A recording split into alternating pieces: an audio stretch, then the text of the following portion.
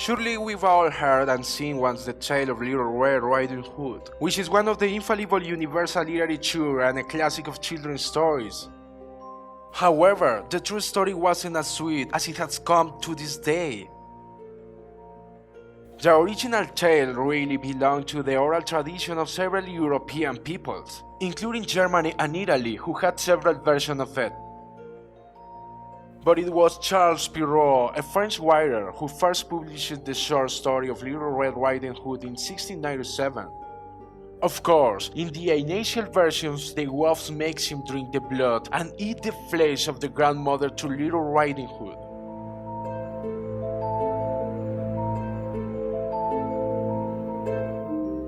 Mythologically, lycanthropy has accompanied humanity for centuries. Wolves exist, but they are hidden behind children's stories told and written as fantasy tales. Since the mid-18th century of the history of Little Riding Hood has been modified to be suitable of all audiences.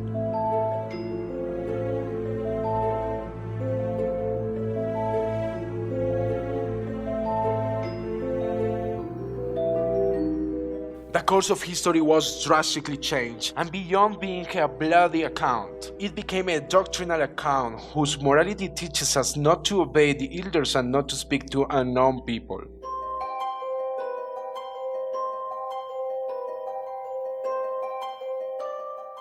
Apparently, Perrault himself began to sweeten the tale so that it would be readable by the inhabitants of those times.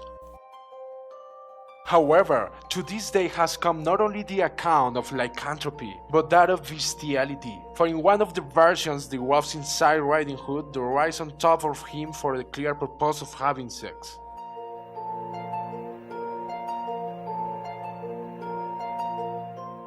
Little Riding Hood tells him she wants to urinate, but the wolf tells her to urinate on her.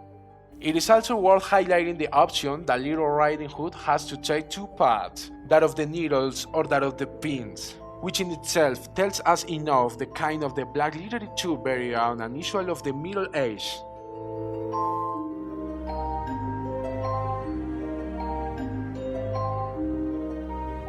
It would be the Grimm brothers who turned the story definitively into a sweet version suitable for children, including a happy ending in which a hunter manages to arrive in time to save both Little Riding Hood and her grandmother.